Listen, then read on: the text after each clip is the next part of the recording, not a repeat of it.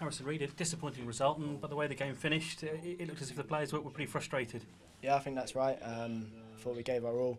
First 20 minutes we found it difficult, but we stuck to our game plan and it sort of worked towards the end of the second half, and I think we finished the half on top. But then the results comes down to goals and putting the ball in the back of the net, and unfortunately we didn't do that. And it sort of sums up the season, doesn't it? I know we've gone over this before, but the composure, the ability to take the chances when they come along, it makes such a difference. Yeah, it does, and it just goes to show they had probably two clear-cut chances, well, one off the line from Zimbo, but other than that, two clear-cut chances, good finishes, and it kills the game.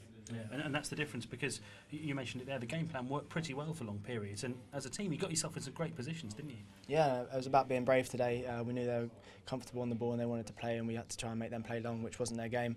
And we had to press high, and I think the first 20 minutes, like I said, wasn't the best. It didn't come off great, but then as the game went on and we sort of learnt, I thought we were very good, and in long spells of the game I thought we were well in the game, and on the counter-attack we were very dangerous, but like I said, we didn't put the ball in the back of the net. They did, and then that's the scoreline. They're the form team in the division, so I suppose that makes it all the more frustrating that you were so near and yet so far to them.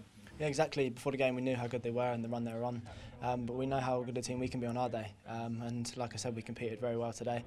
We had fair share of chances, fair share of possession, and I felt like we were well in the game.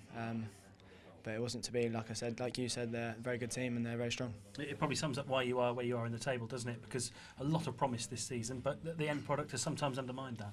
Yeah, it is, and I think there has been a lot of good things this season. It's just putting the ball in the back of the net. But it will come.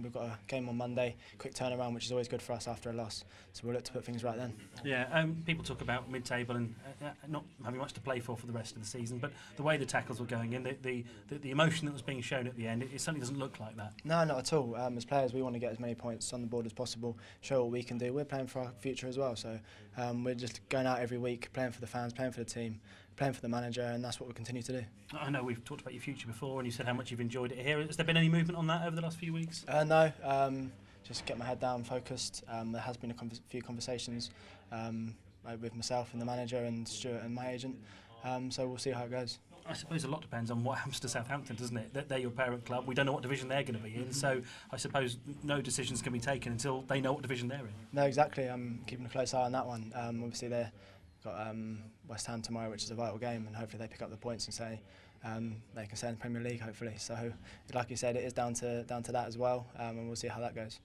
You just back to today. You played Fulham. You've got home games to come against Aston Villa and against Cardiff. You could still have a bit of a say, couldn't you, in this promotion race? Yeah, too right. I think that's what we're trying to do as well.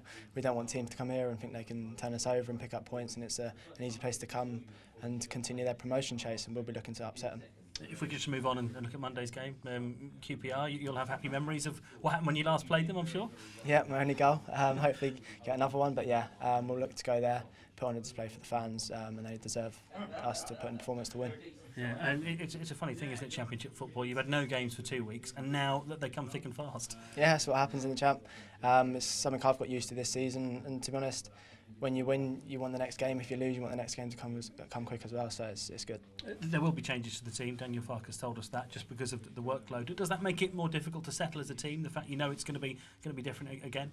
No, I think over the course of the season we've all played with each other. We train it every day with each other. We know how people work, so I don't think it's make too much of a difference. Quality players to come in, so that's fine. And we'll see two mid-table teams on Easter Monday, but again, you mentioned it, I don't think there'll be any lack of intensity in the game, will there? No, definitely not. It'll be fiery from the start.